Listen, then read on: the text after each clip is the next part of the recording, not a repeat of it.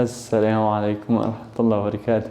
إخوانا أحباب في الله، يسأل سائل: أنا وقعت قبل كده في الغيبة، أعمل إيه؟ أروح للشخص اللي أنا اغتبته وأقول له معلش أنا آسف إن أنا اغتبتك، ولا إيه الحل؟ أنا تعبت من ذلك.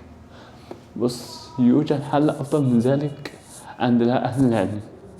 أهل العلم رحمهم الله جميعا قالوا إنك لو رحت لنفس الأشخاص اللي أنت اغتبتهم وتأسفت لهم، يبقى بينكم شحناء، هيشيلوا منك. هو الإنسان كده لما رحمة ربي، والراجح أنه الصحيح أنك لا تقبله، وقد حرمت الغيبة بسبب الشحناء بيني وبين أخي. طب واحد يسأل تاني: طب أعمل إيه طيب لما أنا مش هروح له؟ طب ما أنا خايف على حسناتي يوم القيامة. يوجد حل عند العلماء، إنك الشخص اللي اغتبته تدعي له بقدر ما اغتبته، تدعي له بقدر ما اغتبته.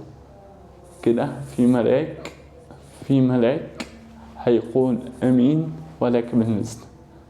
والنبي صلى الله عليه وسلم قال لك الأجر بالمثل، كما قال صلى الله عليه وسلم.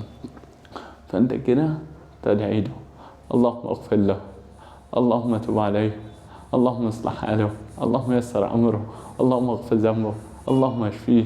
وحاول في حاجة برضه حاول تعملها، حاول عند نفس الأشخاص اللي انت اغتبت فيهم خالد، حاول عند نفس الناس دي تمدح فيهم خالد بالصفات اللي هي فيه، وبكده حلت المشكلة وسهلة إن شاء الله.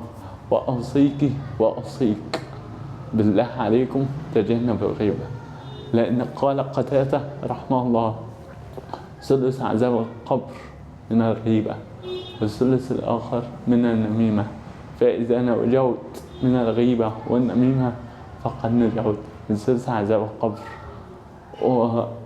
وأرجوكم تجنبوا، كما قال الله سبحانه وتعالى: ولا يغتب بعضكم بعضا أيحب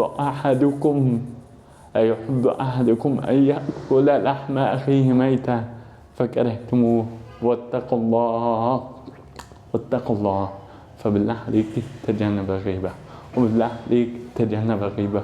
وكده انتهت المشكلة. وسامحونا على تأخير الفيديو، وجزاكم الله كل خير. تنسوش قول النبي صلى الله عليه وسلم: إن الدال على خير كفاية عليه. والسلام عليكم ورحمة الله وبركاته.